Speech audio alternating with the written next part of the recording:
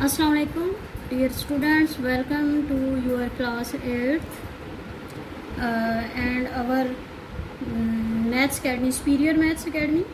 ठीक है, इसमें आपने क्या करना है, हम आपको आज हम यूनिट 1 से स्टार्ट कर रहे हैं। आपको साथ साथ में वीडियोस में हम एक्सरसाइजेज भी सॉल्व कराते जाएंगे। आपने क्या करना है कि ये जो एक्सरसाइजेज हम सॉल्व कराएंगे इनको आपने नीट नोटबुक पे अच्छे तरीके से नीट एंड क्लीन लिखना भी है, अंडरस्टैंड भी करना है यहाँ से। ठीक है, और ये हमारी जो वीडियोस हैं ये आपको अच्छी लगें तो इनको सब्सक्राइब भी ज़रूर कीजिएगा, लाइक भी करें, कमेंट भी दें और बाकी लोगों के साथ, अपनी फ्रेंड्स और कज़न्स वगैरह के साथ इसको शेयर भी करें। ठीक है, तो चलें जी, हम स्टार्ट करते हैं यूनिट 1 रियल नंबर्स। सबसे पहले रियल नंबर में रैशनल नंबर्स आ जाते हैं। क्योंकि आपने शायद 7th क्लास में सेट्स वगैरह में पढ़ा होगा कि रियल नंबर जो है वो रैशनल और इररेशनल नंबर का यूनियन होता है। तो सबसे पहले हम देखते हैं जी कि रैशनल नंबर्स क्या होते हैं। रियल नंबर तो बाद में आते हैं, पहले हम रैशनल नंबर को देखते हैं। When an integer A is divided by another integer B that is A by B and B is not equal to 0 the result is rational number. ठीक है, कि जब हम एक इंटीजर को दूसरे इंटीजर से डिवाइड करें और डिवाइड में जो इंटीजर है वो ज़ीरो नहीं होना चाहिए, ठीक है, तो वो रैशनल नंबर कहलाता है। यानी कि ये जो इंटीजर्स होते हैं ये नंबर्स होते हैं, असल में प्लस में भी हो सकते हैं, माइनस में भी हो सकते हैं। ठीक है, सो ऑल इंटीजर्स, क्योंकि इंटीजर्स नंबर्स होते हैं और आपको ये बात पता होनी चाहिए कि जो नंबर्स होते हैं उनके बाय में हम 1 लगा सकते हैं, तो इसलिए बाय की शक्ल में उसको लिखा जा सकता है। इसी तरह जो फ्रैक्शंस होती हैं वो तो आपको पता है होती ही बाय में है, तो वो रैशनल नंबर्स होती हैं। The set of rational number is denoted by Q, इसको कैपिटल क्यू से डिनोट किया जाता है। और ये इसकी सेट बिल्डर फॉर्म इसको हम कहते हैं, ये होती है जी Q equal to x such that x equal to A by B and A and B belong to Z. Z integers को कहते हैं ना, कि ए और बी दोनों इंटीजर्स से बिलोंग करते हैं और B is not equal to 0। वही जो चीज़ थी उसको सेट बिल्डर फॉर्म में इन्होंने यहाँ पे लिख दिया, वही जो एक्सप्लेन मैंने की ऊपर। उसके बाद है जी decimal representation of rational number. ये तो फ्रैक्शन की फॉर्म में था ना, अब हम डेसिमल यानी पॉइंट की फॉर्म में देखते हैं कि पॉइंट की फॉर्म में कैसे होता है जी। A rational number can be expressed as a terminating और नॉन टर्मिनेटिंग रैकरिंग डेसिमल। जो रैशनल नंबर होता है इसको हम कैसे रिप्रेजेंट कर सकते हैं जी, एक्सप्रेस कैसे किया जाता है, टर्मिनेटिंग और non terminating recurring decimal. Terminating का मतलब होता है कि आप कोई भी नंबर डेसिमल पॉइंट में वो कैसे आता है, जब हम उसको डिवाइड करते हैं तो वो पॉइंट में आंसर आता है ना, तो पॉइंट में अगर आंसर आए और टर्मिनेटिंग का मतलब कि वो कहीं पे ख़त्म हो रहा हो, उसमें कोई रिमेनिंग ना हो, रिमाइंडर 0 हो जाए, ठीक है, वो कहीं ना कहीं ख़त्म हो जाए तो उसको हम टर्मिनेटिंग कहते हैं। या फिर क्या है जी नॉन टर्मिनेटिंग जो ख़त्म ना हो रही है, यानी बार बार चलता जाए, कोई आगे से उसका रिमाइंडर जो है वो कभी भी 0 ना बने, ठीक है, और लेकिन 0 ना बने लेकिन वो रैकरिंग हो। रैकरिंग का मतलब कि रिपीट हो रहा हो उसका आंसर बार बार। जैसे लेट सपोज कि 1/3 अगर आप करें ना, तो 1 को 3 से डिवाइड करें तो आता है 0.333333, यानी कि अब वो 3 रुक नहीं रहा, वो चलता जा रहा है लेकिन वो है रैकरिंग, रिपीट हो रहा है। ठीक है, to convert a fraction A by B and decimal form we divide A by B. अभी मैंने आपको बता भी दिया है कि जो फ्रैक्शन होती है उसको डिवाइड जब किया जाता है तो वो पॉइंट में, डेसिमल फॉर्म का मतलब होता है पॉइंट में आ जाना आंसर। ठीक है, तो उसके बाद वो जो हम कह रहे हैं ना कि टर्मिनेटिंग और नॉन टर्मिनेटिंग रैकरिंग, तो उसके लिए हम ये भी देख लेते हैं जी। टर्मिनेटिंग कौन सी होती है, the decimal fraction in which there are finite number of digit in its decimal part. वही मैंने बात अभी आपको बता भी दी है कि डिवाइड करने से आंसर कहीं ना कहीं ख़त्म हो जाए तो वो टर्मिनेटिंग होता है। जैसे 1/4 है, 1 को 4 से डिवाइड करें 0.25 पूरा आंसर आ जाता है, रिमाइंडर 0 हो जाता है। 2/5 करें 0.4 पूरा आंसर आ जाता है, रिमाइंडर 0 हो जाता है। इसी तरह 3/2 करें तो 1.5 आता है आंसर और रिमाइंडर 0 हो जाता है। 7/4 करें 1.75, ये पूरे आंसर आगे चल नहीं रहे, तो इट्स का मतलब है कि ये टर्मिनेटिंग है। यहाँ पे फैक्ट में देखें एक बात है, the word rational has been deduce from the word ratio. Rational किस से निकला है, रेशो से, और रेशो आप इससे पहले भी पढ़ चुके हैं। रेशो का मतलब क्या होता है, कोई भी दो नंबर जब आपस में डिवाइड हो रहे होते हैं इंटीजर्स, तो उसको हम रेशो कहते हैं जी। इसके बाद रैकरिंग डेसिमल फ्रैक्शन। रैकरिंग क्या होता है, the decimal fraction in which a single digit और अ ग्रुप ऑफ डिजिट, यानी एक डिजिट या 2-3 digits repeated again and again वो अगेन एंड अगेन यानी आंसर में रिपीट होते जा रहे हूँ इन द सेम ऑर्डर, एक ही तरतीब से, तो उसको हम रेकरिंग डेसिमल फ्रैक्शन कहते हैं। जैसे 1/3 है, मैंने अभी बताया भी था आपको, तो 0.3333 आता जा रहा है। वो आगे देखें ये डॉट लगी हुई, डॉट का मतलब होता है कि एंड सो ऑन, यानी ये चलता जा रहा है, कहीं पे एंड नहीं हो रहा, लेकिन ये देखें डिजिट रिपीट हो रहा है बार बार। तो जो रिपीटिंग या रैकरिंग का मतलब एक ही होता है कि रिपीट हो रहा है आंसर बार बार। 1/4 करें तो ये देखें, 1/7 करें तो 1.142857 142857, इस तरह ये भी रिपीट हो रहा है। यहाँ पे देखें ये भी कुछ, यानी एक ज़रूरी नहीं है कि एक डिजिट, ज़्यादा डिजिट्स भी हो सकते हैं, लेकिन एक ही तरतीब में रिपीट हो रहे हों तो उसको फिर ये रैकरिंग डेसिमल फ्रैक्शन हो गया। ठीक है, तो इसमें जो रैकरिंग होता है ना, उसके लिए जैसे अब 3 यहाँ पे रिपीट हो रहा था, तो हम 0.3 एक ही दफ़ा लगा के ऊपर डॉट भी लिख सकते हैं, या ऊपर बार भी लग जाता है। इसका मतलब यही समझा जाता है कि ये बार बार रिपीट हो रहा है। ठीक है, तो every terminating decimal and recurring decimal can be converted into a common fraction, so both are rational number.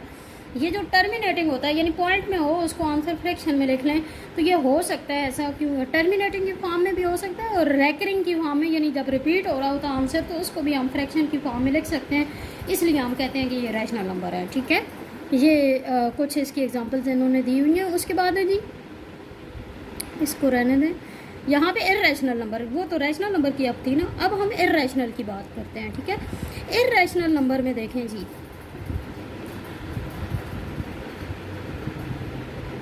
Irrational number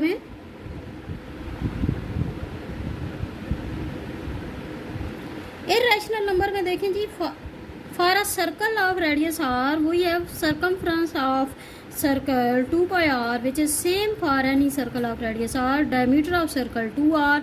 When we divide the circumference of circle to its diameter, यानी circumference by circle diameter of circle, तो 2πr/2r, 2r और 2r आपस में cancel हो गए, equal to पाई बन जाता है। Thus we obtain a number which is constant, ये कांस्टेंट नंबर है पाई, यानी इसकी एक फिक्स वैल्यू है। ठीक है, पाई एंड अप्रॉक्सीमेटली इक्वल टू, और ये तकरीबन इक्वल होता है 3.14159। आगे चलते जाओ जी, ये जारी है, जारी होता जा रहा है, लेकिन ये देखिए कोई रिपीट भी कहीं पे नहीं हो रहा। इसका मतलब है नॉन टर्मिनेटिंग भी है और रिपीट भी नहीं हो रहा, यानी नॉन रैकरिंग है। If digit after decimal point are never repeating and never ending, यानी कहीं पे ख़त्म भी ना हो और रिपीट भी ना हो, then such decimal are called non terminating and non recurring. ठीक है, इसको हम नॉन टर्मिनेटिंग नॉन रैकरिंग कहते हैं, यानी ना ही वो कहीं ख़त्म हो रहा है और ना ही उसका आंसर कहीं पे रिपीट हो रहा है। अच्छा, यहाँ पे एक चीज़ देखिए, मैं आपको ये बताना चाह रही हूँ, पाई कैसे आता है हमारे पास। सर्कल का रेडियस आपको पता है, सेंटर से बाउंड्री तक का जो डिस्टेंस होता है उसको हम रेडियस कहते हैं, उसको आर से आमतौर पर डिनोट किया जाता है। और ये जो सर्कल की पूरी बाउंड्री होती है ना, इसको हम सर्कमफ्रेंस कहते हैं। असल में जो पाई है वो सर्कमफ्रेंस और डायामीटर की रेशो होती है। डायामीटर, रेडियस अगर आर हो तो डायामीटर उसका डबल होता है, यानी 2r, तो 2πr यानी circumference by diameter equal to pi होता है। ठीक है, तो और पाई जो है इसका आंसर 3.14159 और आगे जारी होता जा रहा है, ना ही ये रिपीट हो रहा है ना ही ये कहीं ख़त्म हो रहा है। तो इस तरह के डिजिट जो कि ना ही कभी रिपीट हो ना ही कभी ख़त्म हो, तो इनको हम नॉन टर्मिनेटिंग नॉन रैकरिंग कहते हैं। Decimal in which the digits continued and are not repeated in the same order, यानी एक ही ऑर्डर में रिपीट ना हो रहे हों और ना ही कहीं ख़त्म हो रहे हों। In the decimal part is called non terminating non recurring decimal.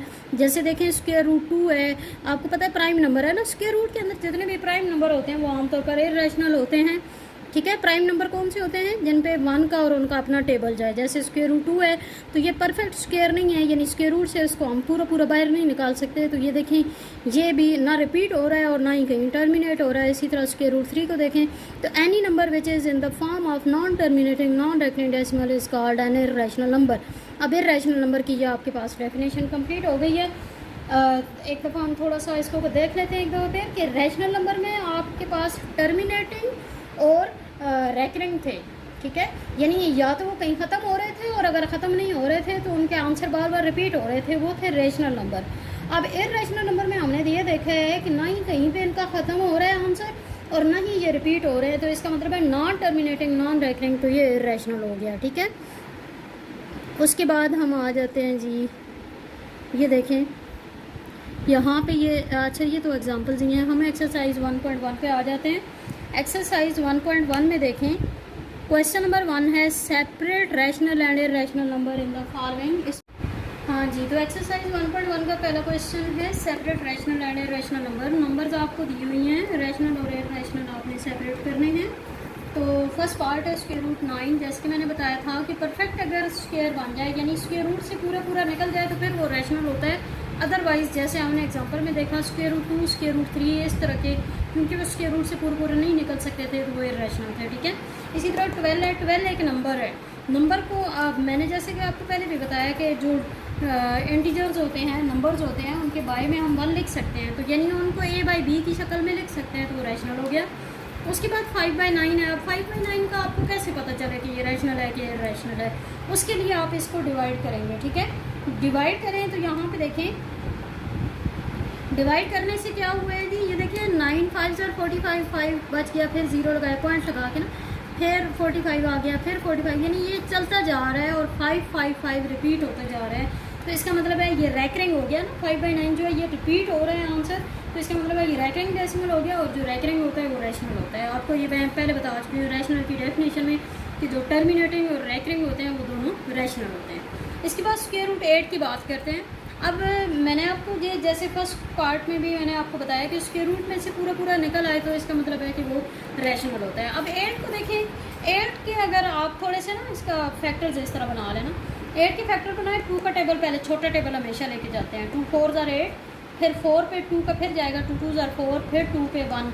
ठीक है, यानी 2 multiply 2 multiply 2, multiply co dot की शक्ल में भी लिख सकते हैं। अच्छा, ये नहीं कि इसको पॉइंट समझते रहना कि ये पॉइंट लिखा हुआ है, ये मल्टीप्लाई है असल में।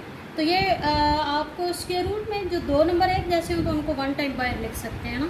तो ये 2 जो है ये 2 टाइम जो था इसको 1 टाइम हमने बाहर लिख दिया, और एक अकेला है तो वो बच गया। ठीक है, तो इसका मतलब है स्क्वायर रूट में से पूरा पूरा ये नहीं निकल सका, तो जब स्क्वायर रूट में से पूरा पूरा ना निकल सके तो वो इररेशनल नंबर बन जाता है। ठीक है, फिर उसके बाद है 100। 100 में देखें पहले 2 का टेबल, सबसे पहले छोटा टेबल लेके जाते हैं, मैंने पहले बताया 2 का टेबल लेके जाएँ, 2 5 और 10 और 0 50 बन गया।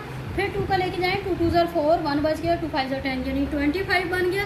अब 25 पे 2 का टेबल नहीं जाता, 3 का भी नहीं जाता, उसके बाद 5 की बारी आती है, 5 5 ज़ार 25 और फिर 5 1 ज़ार 5। ठीक है, तो ये बन गया 2 मल्टीप्लाई 2 मल्टीप्लाई 5 मल्टीप्लाई 5। यहाँ पे आप देखें स्क्वायर रूट में मैंने आपको पहले बताया कि दो नंबर एक जैसे हो तो 1 टाइम बाहर आ सकता है। ये 2 2 दफ़ा है, ये 1 टाइम बाहर आ गया, ये 5 भी 2 दफ़ा है, ये 1 टाइम बाहर आ गया, तो इसका मतलब है स्क्वायर रूट में कुछ भी नहीं रहा। ठीक है, तो 2 मल्टीप्लाई 5 है ये। ठीक है, 2 5 ज़ार कितना होता है 10, तो इसका मतलब है ये क्या हुआ रैशनल।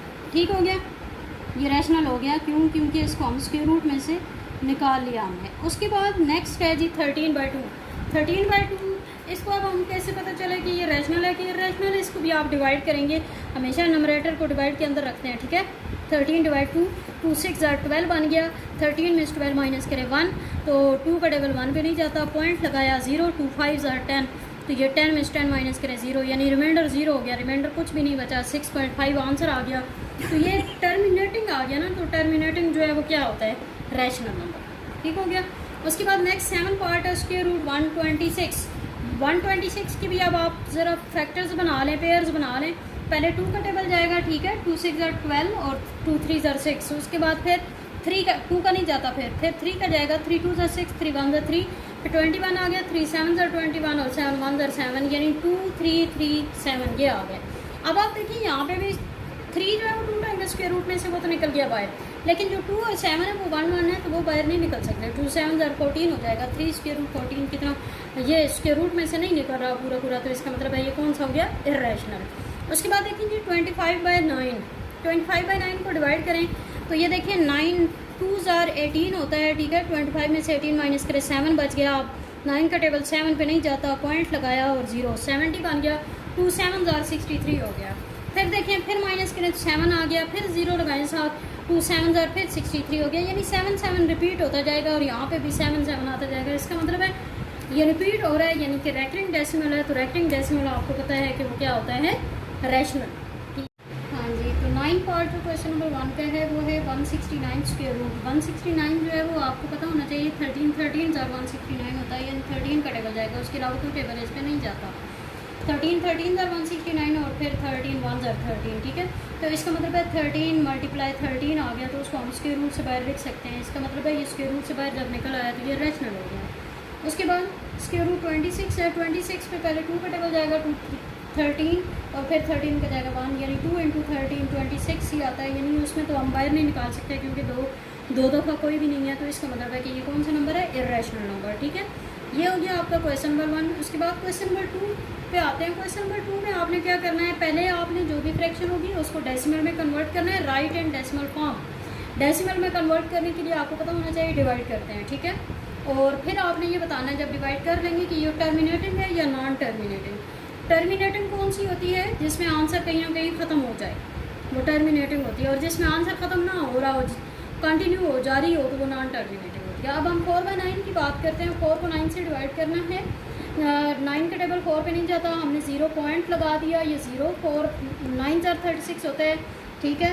फिर 4 बच गया 0, फिर 9 4 ज़र 36, फिर 4 बच गया 0, फिर 4 9 ज़र 36, यानी कि यहाँ पे अब 4 4 रिपीट हो रहा है, ठीक है। और कंटिन्यू भी है ये, यानी इसमें कोई वो नहीं है, आंसर कहीं ख़त्म नहीं हो रहा, रिमाइंडर आता जा रहा है। तो इसका मतलब है ये क्या हुआ, हमने सिर्फ ये बताना है कि टर्मिनेटिंग है या नॉन टर्मिनेटिंग। तो ये क्योंकि कंटिन्यू है तो ये नॉन टर्मिनेटिंग हो गया, ठीक है। उसके बाद नेक्स्ट है 13/20। 13/20 में देखें 13 डिवाइड 20 का टेबल 13 पे नहीं जाता, ठीक है। तो हम 0 पॉइंट लगाएंगे, यहाँ पे 0 आ गया। 26 ज़र 120 होता है, ठीक है। तो 130 में से जब 120 माइनस करें तो 10 आएगा। 10 के साथ फिर एक 0 लगाया, 100, 20 को 5 से मल्टीप्लाई करें 100, यानी रिमाइंडर ख़त्म हो गया है, रिमाइंडर कुछ भी नहीं रहा और आंसर भी कंप्लीट हो गया। तो इसका मतलब है ये कौन सा है फिर, टर्मिनेटिंग डेसिमल। उसके बाद 1/6 है, इसको आपने डेसिमल में पहले कन्वर्ट करना है। 1/6, 1 के 6 का टेबल 1 पे नहीं जाता, 0 पॉइंट लगाया, यहाँ पे 0 10 बन गया। 6 1 ज़र 6, 10 में 6 माइनस करें 4, 4 के साथ 0 लगाया, 6 6 ज़र 36, फिर 4 बच गया, फिर 0 6 6 ज़र 36, फिर 4 बच गया, फिर 0 6 6 ज़र 36, यानी कि 4 4 रिमाइंडर आता जा रहा है, कहीं कंप्लीट नहीं हो रहा। तो इसका मतलब है ये क्या हुआ, आंसर ख़त्म नहीं हो रहा इसका, तो ये नॉन टर्मिनेटिंग डेसिमल हो गया। उसके बाद नेक्स्ट देखिए 7/3। 7/3 में देखें 7 को डिवाइड के अंदर रखा, 3 को बाहर, 3 2 ज़र 6 बन गया। 7 में से 6 माइनस करें 1 के, अब 3 का टेबल 1 पे नहीं जाता, हमने पॉइंट लगाया 0, 3 3 ज़र 9, फिर 1 लग गया, फिर 3 3 ज़र 9, फिर 1 लग गया, फिर 3 3 ज़र 9, यानी 1 रिमाइंडर आता जा रहा है और कंटिन्यू है ये। तो इसका मतलब है ये कौन सा हुआ, नॉन टर्मिनेटिंग। उसके बाद 9/8 है। 9/8 में 9 डिवाइड 8 करें, 8 1 ज़र 8, 1 बच गया, साथ में पॉइंट लगा के यहाँ पे 0, 8 1 ज़र 8, तो 2 बच गया, 2 के साथ 0 लगाया, 8 2 ज़र 16, फिर 4 बच गया, फिर 0 लगाया, तो 8 5 ज़र 40, ये कंप्लीट हो गया, यानी रिमाइंडर ख़त्म हो गया। तो इसका मतलब आंसर यहाँ पे ख़त्म हो गया, तो ये टर्मिनेटिंग हुआ, ठीक है। यहाँ तक ये हो गया जी इसके पार्ट्स। फिर नेक्स्ट है, हाँ जी, तो क्वेश्चन नंबर 2 का 6 पार्ट है, 13/8। इसको भी आपने पहले डेसिमल में कन्वर्ट करने के लिए डिवाइड करना है। 8 1 ज़र 8, तो ये देखिए 13 में से 8 माइनस करेंगे 5, तो 5 पे 8 का टेबल नहीं जाता, पॉइंट लगाया 0, 8 6 ज़र 48, 2 बन गया 0 20, 8 2 ज़र 16, फिर 4 रह गया, 4 के साथ 0 लगाए तो 8 4 5 ज़र 40, ये पूरा कंप्लीट हो गया, यानी कि रिमाइंडर कुछ भी नहीं रहा। तो इसका मतलब है ये टर्मिनेटिंग हो गया ना, आंसर इसका कंप्लीट हो गया। उसके बाद 11/15 को देखें तो 15 का टेबल 11 पे तो नहीं जाता, तो 0 पॉइंट, तो उसके साथ 0 लगाएंगे, तो 15 7 ज़र 105 होता है, 5 बच गया 0, 15 3 ज़र 45 हो गया, फिर 5 बच गया 0, 15 3 ज़र 45, फिर 5 बच गया 0। तो इसका मतलब है कि यहाँ पे रिमाइंडर 5 5 आता जाएगा, ठीक है। तो इस वो ख़त्म नहीं होगा, तो इसका मतलब है कि ये नॉन टर्मिनेटिंग डेसिमल हो गया, ठीक है। उसके बाद 7/11 है, तो इसमें देखें जी इसको भी आपने पहले डेसिमल में कन्वर्ट करना है। 11 का टेबल 7 पे नहीं जाता, तो 0 पॉइंट, तो यहाँ पे 0 लगाएंगे। 11 6 ज़र 66, 4 बच गया 0, 11 3 ज़र 33, फिर 7 बच गया 0, 11 6 ज़र 66, फिर 4 बच गया 0, यानी एक दफ़ा 7 फिर 4 7 4, इस तरह से ये रिमाइंडर आते जाएंगे, ये भी कंप्लीट नहीं होगा। तो इसका मतलब है कि ये क्या हुआ, नॉन टर्मिनेटिंग डेसिमल। उसके बाद हमने क्योंकि यहाँ पे सिर्फ टर्मिनेटिंग नॉन टर्मिनेटिंग बताना था ना। उसके बाद नेक्स्ट क्वेश्चन है जी क्वेश्चन नंबर 3। इसमें आपने क्या करना है, एक तो डेसिमल की टाइप बतानी है कि ये कौन सा नंबर आपको दिया हुआ है, ये कौन से वाला डेसिमल है, और साथ में फिर बताना है कि वो रैशनल है कि इरैशनल है। तो पहला क्वेश्चन देखिए, ये तो यहाँ पे एंड हो रहा है, एंड हो रहा है तो इसका मतलब है कि ये तो ख़त्म हो गया, टर्मिनेट हो गया ना, टर्मिनेटिंग डेसिमल हो गया, तो टर्मिनेटिंग जो है वो रैशनल होता है, ठीक है। उसके बाद देखिए नेक्स्ट 0.3333। अब ये देखिए ये नॉन टर्मिनेटिंग है, यानी ख़त्म नहीं हो रहा, लेकिन ये रिपीट हो रहा है 3 बार बार, यानी रैकरिंग है, रैकरिंग या रिपीटिंग की बात होती है। तो इसका मतलब है जो रिपीट भी हो रहा हो तो वो भी रैशनल होता है, ठीक है, ये भी रैशनल हो गया। उसके बाद 1.3414213662, तो इसमें भी आप देखिए ये भी कंप्लीट नहीं हो रहा, यानी कि आगे जारी है, तो ये नॉन टर्मिनेटिंग हो गया, और दूसरा ये रिपीट भी नहीं हो रहा, तो नॉन रैकरिंग भी हुआ। और नॉन टर्मिनेटिंग नॉन रैकरिंग दोनों जिसमें खासियतें हों तो वो इरैशनल नंबर होता है। इसके बाद नेक्स्ट पार्ट देखिए, ठीक है, इसमें भी आप देखें कि ये रिपीट, ये ना तो रिपीट हो रहा है और ना ही ख़त्म हो रहा है, इसका मतलब है नॉन टर्मिनेटिंग है और ना लेकिन हाँ रिपीट हो रहा है। ये देखें 14, 28, 57, फिर 14, 28, 57। तो आपको ये मैंने उसमें बताया था रैकरिंग की डेफिनेशन में कि ज़रूरी नहीं है कि एक डिजिट रिपीट हो रहा हो, कुछ नंबर ऑफ डिजिट्स भी रिपीट हो रहे हो, लेकिन सेम ऑर्डर के साथ, सेम तरतीब के साथ, तो वो भी रैकरिंग होता है। इसका मतलब है ये नॉन टर्मिनेटिंग तो है लेकिन रैकरिंग भी है, तो रैकरिंग जो होता है वो रैशनल होता है, ठीक है। उसके बाद ये देखें तो ये भी रिपीट भी नहीं हो रहा और ना ही ख़त्म हो रहा है, नॉन टर्मिनेटिंग है, नॉन रैकरिंग है, तो ये रैशनल हुआ। उसके बाद नेक्स्ट देखें, ये आप नॉन टर्मिनेटिंग तो है यानी ख़त्म नहीं हो रहा, लेकिन ये देखिए 36 ये रिपीट हो रहा है, तो रैकरिंग है, रैकरिंग की वजह से ये रैशनल हो गया। उसके बाद 7 पार्ट देखें, उसमें भी आपके पास वो कंटिन्यू हो रहा है, यानी कि ख़त्म नहीं हो रहा, तो वो नॉन टर्मिनेटिंग हुआ। और साथ में ये भी देखें कि उसमें कोई डिजिट्स आपके पास रिपीट भी आपको नज़र नहीं आ रहे, तो इसका मतलब है नॉन रैकरिंग है। नॉन टर्मिनेटिंग नॉन रैकरिंग दोनों हो तो फिर वो इरैशनल नंबर बन जाता है। हाँ जी, क्वेश्चन नंबर 4 ये स्टेटमेंट वाला क्वेश्चन है, पहले इसकी स्टेटमेंट पे ज़रा गौर करें। इसमा यूजेस 1/4 ऑफ हर मंथली पे चेक ऑन यूटिलिटी बिल्स, यानी इसमा जो है वो अपनी जो मंथली पे चेक है उसका 1/4 यूटिलिटी बिल्स में यूज़ कर देती है, यानी बिल पे कर देती है। 1/10 ऑफ रिमेनिंग फॉर सेविंग, अब जो रह जाता है बाकी, यानी 1/4 वो पे कर देती है, उसके बाद जो बाकी रह जाता है उसका 1/10 उसकी सेविंग होती है, यानी उसकी बचत होती है। इफ़ हर लास्ट पे चेक वाज ₹6000.80, यानी अगर उसका चेक था 6000.80 रुपीज़, तो उसके पास सेविंग कितनी आई। तो हम सबसे पहले देखें जी, कितना पे चेक था 6000.80, उसका 1/4 वो यूटिलिटी बिल में यूज़ करती है ना, तो 1/4 ऑफ का मतलब मल्टीप्लाई होता है 6000.80, 4 को इससे कैंसिल करें या डिवाइड करें तो ये बनता है 1500.20, ये बच जाता है। यानी ये उसने इसमा ने यूटिलिटी बिल पे कर दिया, 6000.8 उसकी टोटल इनकम थी, उसमें से ये उसने पे कर दिया यूटिलिटी बिल में। अब जो रिमेनिंग है उसका 1/10 उसकी सेविंग है, तो रिमेनिंग पहले हम देखेंगे रिमेनिंग क्या आएगा, यानी 6000.80 था टोटल, उसमें से ये खर्च हो गया ना बिल में, तो ये माइनस इसमें से कर देंगे तो वो रिमेनिंग बन जाएगा, वो बनता है जी 4500.60 रुपीज़, ये रिमेनिंग इनकम हो गई। अब ये जो रिमेनिंग है इसका 1/10 उसकी सेविंग है, यानी 1/10 ऑफ रिमेनिंग इनकम ये सेविंग हो गई, तो 1/10 ऑफ यानी मल्टीप्लाई और रिमेनिंग क्या है 4500.60, तो इसको जब 10 से डिवाइड करें या इस तरह कैंसिल करें तो ये बनता है 450.060 रुपीज़, ये उसकी सेविंग हो गई, ठीक है। तो ये आपका आंसर हो गया। उसके बाद नेक्स्ट है जी क्वेश्चन नंबर 5। क्वेश्चन नंबर 5 में देखें, Raika is decorating for a birthday party, कि रायका जो है वो एक बर्थडे पार्टी के लिए डेकोरेशन कर रही है। She purchase 20.7 feet of purple ribbon, वो पर्पल रिबन खरीदती है, ये जो लेस नहीं होती बारीक रिबन जो होता है जो यूज़ करते हैं डेकोरेशन वगैरह में, तो वो लेती है जी 20.7 फीट, ठीक है। She plans to use 1/3 of ribbon in drawing room, उसने ड्राइंग रूम को भी डेकोरेट करना है, तो ड्राइंग रूम के लिए वो क्या करती है कि उस रिबन का 1/3 यूज़ करती है उसमें, ठीक है। और and 1/2 of remaining in dining room, और डाइनिंग रूम में वो जो रह जाता है रिबन उसका 1/2 यूज़ कर देती है, ठीक है। तो उसके पास कितना बाकी रिबन बच गया, तो टोटल रिबन की लेंथ कितनी थी जी 20.7 फीट, उसमें से वो ड्राइंग रूम में कितना यूज़ करती है 1/3 ऑफ रिबन, यानी 1/3 मल्टीप्लाई 20.7, तो इसका मतलब है इसको 3 से डिवाइड करें, ये 6.9 फीट ये रिबन उसने यूज़ कर दिया ड्राइंग रूम में। अब जो बाकी बच गया रिबन उसका 1/2 वो यूज़ करेगी डाइनिंग रूम में। तो रिमेनिंग पहले हम निकाल लेंगे कि बच कितना गया। तो वो कितना है जी 20.7 था टोटल, उसमें से 6.9 यूज़ हो गया ड्राइंग रूम में। तो बाकी कितना बच गया 20.7 माइनस 6.9, तो वो आ गया 13.8 फीट। अब ये रिमेनिंग रिबन है, इसमें से वो 1/2 यूज़ करती है इसका डाइनिंग रूम में, ठीक है। तो 1/2 का मतलब कि 1/2 मल्टीप्लाई 13.8, तो ये 2 से जब इसको कैंसिल करेंगे या आप 2 से डिवाइड करें, ये 6.9 फीट बन गया, ठीक है।